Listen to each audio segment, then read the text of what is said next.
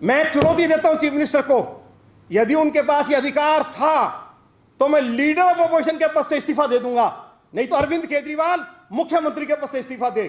कैसे उन्होंने non confirming area में, कैसे उन्होंने गली गली में शराब के ठेके खोलने की अनुमति दे दी, अरविंद केजरीवाल बताएं। और उसमें हमने कहां अड़चन लगाई? यदि मास्टर प्लान रिहायशी क्षेत्रों में गली गली में नॉन कंफर्मिंग एरिया में शराब के ठेके खोलने की अनुमति नहीं देता है तो ये लीडर ऑफ अपोजिशन का और हमारे सभी बीजेपी के एमएलए के धर्म था कि हम कानून कायदे का उल्लंघन दिल्ली की सरकार को ना करने दें, और वही काम हमने किया। क्या हमने गलत किया बताएं? कि तू इधर उधर की ना बात कर, ये बता कि काफिला क्यों लुटा। मैं बताऊं कि काफिला क्यों लुटा? तेरा था रहजनों से वास्ता, मुझे रहजनों से गिला नहीं। सिसोदिया, तेरी रहबरी पर सवाल है। मेरा अगला सवाल है, पांचवा सवाल है कि यदि शराब की क्वालिटी ठीक नहीं है तो उसकी जांच दिल्ली सरकार की लैब में नहीं होगी, बल्कि दिल्ली के जो शराब के ठेकेदार थे उनकी लैब में उसकी टेस्टिंग होगी। शराब के ठेकेदारों को यह अधिकार क्यों दिया गया? मेरा छठा सवाल है कि दिल्ली में 21 ड्राई डेज होते थे, उनकी संख्या घटाकर 3 किस लिए की गई?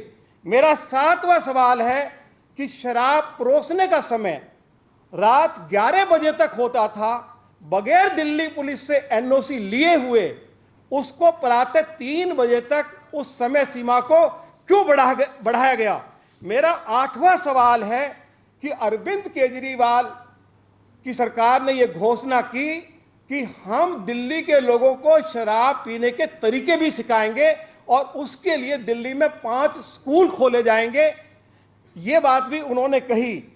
9वां मेरा सवाल है, उन्होंने दिल्ली में डांस बार की भी अनुमति दी, अपनी जो नई एक्साइज पॉलिसी है। और 10वां सवाल है कि शराब के ठेके के साथ ही बैठकर लोगों को शराब पीने की अनुमति दी, इससे दिल्ली में कानून व्यवस्था खराब होती। ये सवाल भी हमने विधानसभा के अंदर और विधानसभा के बाहर भी उठाया था। और ये आप सभी को मालूम है कि कोविड-19 के नाम पर लाइसेंस धारकों को 144 करोड़ रुपए की छूट दी गई, इसका जवाब भी उनको देना पड़ेगा। ठेकेदारों को 30 करोड़ रुपए की जो धरोहर राशि थी उसको भी वापस कर दिया गया, इसका जवाब भी अरविंद केजरीवाल को देना पड़ेगा। बियर पर प्रति केस 50 रुपए की जो छूट दी गई, इसका जवाब भी अरविंद केजरीवाल को देना पड़ेगा। और मेरा अंतिम सवाल है कि दिल्ली में शराब की बिक्री तो बढ़ गई, लेकिन दिल्ली सरकार का राजस्व कम हो गया। अरविंद केजरीवाल ने तो यह कहा था कि इस नई शराब नीति से दिल्ली सरकार को हर वर्ष 10,000 करोड़ रुपए का राजस्व प्राप्त होगा। तो वे बताएं कि राजस्व 10,000 करोड़ रुपए क्यों नहीं आया, ये पैसा किसकी जेब में गया? और अंत में मैं उनसे पूछना चाहता हूं कि ये पहले इस नई शराब नीति की बहुत प्रशंसा करते थे, जब ये इतनी अच्छी शराब नीति थी तो उसको अब वापस क्यों लिया गया है? मैं अरविंद केजरीवाल से मीडिया के माध्यम से कहना चाहता हूं कि वो तुरंत मानसून सत्र बुलाएं और इस नई एक्साइज पॉलिसी पर भी चर्चा कराएं। और जो दिल्ली में उनकी सरकार ने अनेक घोटाले किए हैं, चाहे वो पीडब्ल्यूडी का घोटाला है, चाहे वो डीटीसी का घोटाला है, चाहे वो हॉस्पिटल्स का घोटाला है, चाहे वो जल बोर्ड का घोटाला है, चाहे वो राशन का घोटाला है, ये जो अनेक घोटाले दिल्ली की सरकार ने पिछले 6-7 सालों में किए हैं, इन पर भी चर्चा हो। वो तुरंत दिल्ली विधानसभा का सत्र बुलाएं, यह मैं अरविंद केजरीवाल से मांग करता हूं। और सदन में चर्चा कराएं, उसको डायरेक्ट लाइव कराएं, जिससे कि दिल्ली और देश के लोग देख सकें आखिर सच्चाई क्या है, दूध का दूध पानी का पानी हो सके। यही बात मैं कहना चाहता था। मैंने विधानसभा के अंदर दिल्ली के डिप्टी चीफ मिनिस्टर से पूछा था, क्या मास्टर प्लान का वायलेशन करके शराब के ठेके खुल सकते हैं? उन्होंने जवाब नहीं दिया। मैंने उनसे पूछा कि शराब के ठेकेदारों का कमीशन बढ़ा दिया गया है, उन्होंने उसका जवाब नहीं दिया। और मैंने उस समय हाउस में कहा था, ये रिकॉर्ड पर है, कि तू इधर उधर की ना बात कर, ये बता कि काफिला क्यों लुटा। मैं बताऊं कि काफिला क्यों लुटा? तेरा था रहजनों से वास्ता, मुझे रहजनों से गिला नहीं। सिसोदिया, तेरी रहबरी पर सवाल है। ये बात मैंने हाउस के अंदर कही थी, और वो मेरे और दिल्ली प्रदेश भाजपा के किसी भी विधायक के जो सवाल थे, जवाब हाउस के अंदर नहीं दे पाए थे।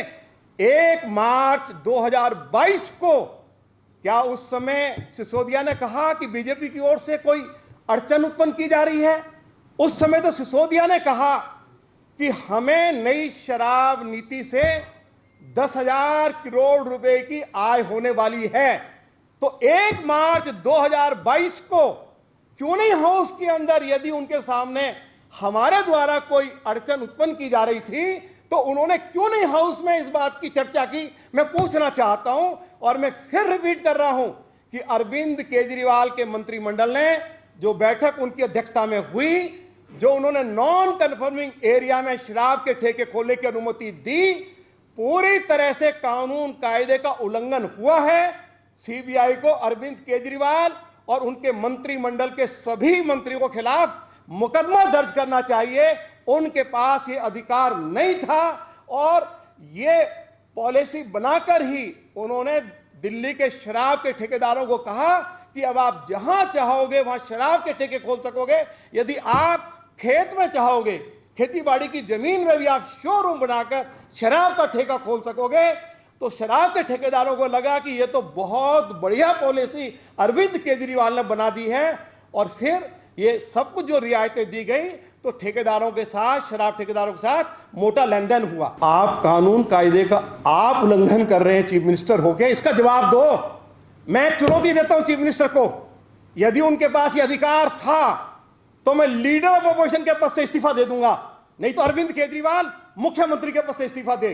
कैसे उन्होंने नॉन कन्फर्मिंग एरिया में, कैसे उन्होंने गली गली में शराब के ठेके खोलने की अनुमति दे दी?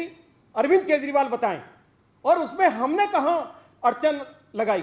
यदि मास्टर प्लान रिहायशी क्षेत्रों में, गली गली में, नॉन कन्फर्मिंग एरिया में शराब के ठेके खोलने की अनुमति नहीं देता है, तो ये लीडर ऑफ अपोजिशन का और हमारे सभी बीजेपी के एमएलए के धर्म था कि हम कानून कायदे का उल्लंघन दिल्ली की सरकार को ना करने दें, और वही काम हमने किया।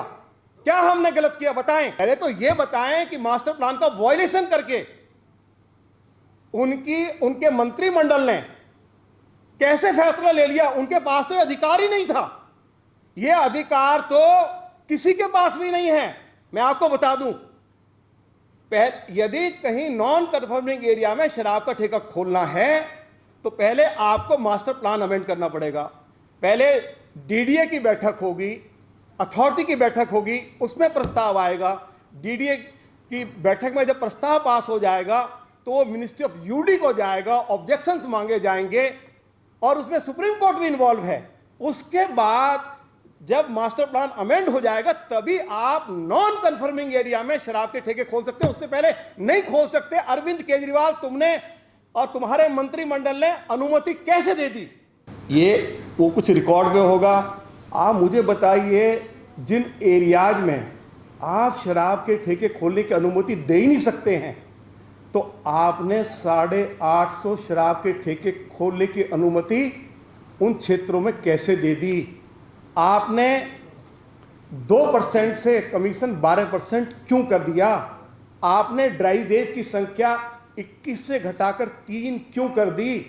आपने समय रात 11 बजे से बढ़ाकर प्रातः 3 बजे तक क्यों कर दिया? यदि शराब की क्वालिटी ठीक नहीं है, तो उसकी टेस्टिंग भी शराब के ठेकेदार की लैब में की जाएगी। ये अधिकार आपने शराब के ठेकेदारों को क्यों दे दिया? इसका जवाब तो देना पड़ेगा ना। जो कुछ उन्होंने रियायत मांगी, सारी रियायतें अरविंद केजरीवाल की सरकार ने शराब के ठेकेदारों को, दिल्ली के लोगों को लूटने के लिए दी।